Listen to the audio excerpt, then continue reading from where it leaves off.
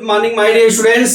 आज मैं आपको मैजिक मैथ का पार्ट 101वां पार्ट लेकर आऊं 101। क्या दिया? What is the equilateral triangle, मतलब समबाहु त्रिभुज किसे कहते हैं। अब इक्वल ट्रायंगल क्या होता है? He is triangle in which all the three sides are in the length because all the sides are equal, all the three international images they are also equal, each measuring exactly 60 degree. कहने का तात्पर्य है, देखिए अपना समबाहु त्रिभुज equilateral त्रिभुज कैसा होता है। देखिए मैं आपको बताता हूं। ये मान लीजिए ए है, ये बी है, ये सी। अब ए बी सी तीन त्रिभुज है, ठीक है। अब यहाँ पे ये क्या होगा? ये 3 सेंटीमीटर है तो ये भी 3 सेंटीमीटर होगा और ये भी 3 सेंटीमीटर होगा, समझ गए। और त्रिभुज के तीनों अंतःकोणों का मान 180 डिग्री होता है।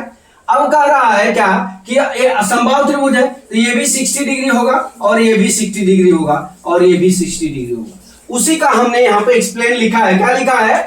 He is the triangle in which all the three sides are in the length because all the sides are equal all the three internal images they are also equal, each measuring exactly 60 degree. ठीक है, तो यहाँ पे हमने इस तरह से आपको फिगर बना के समझाया।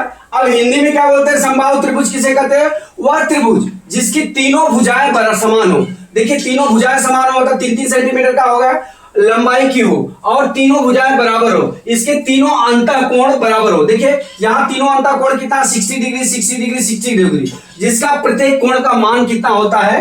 60 डिग्री होता है। ठीक है, एक त्रिभुज जब बनता है, चाहे जो भी त्रिभुज बने, उसका जो है वैल्यू कितनी होती है? 180 डिग्री होती है। अब 180 डिग्री को तीन खंडों में डिवाइड कर देना तो कितना आ जाएगा? 60 डिग्री हो जाएगा। इस तरह से डियर हमने आपको क्या किया? इक्विलैटरल ट्रायंगल का हमने आपको परिभाषा इंग्लिश और हिंदी दोनों में समझा दिया। मैं आशा करता हूं कि ये थ्योरम आपको समझ में आ गया होगा। अगला थ्योरम कल फिर लेके आता हूं। जय मां सरस्वती, जय भारत माता, जय जवान, जय किसान।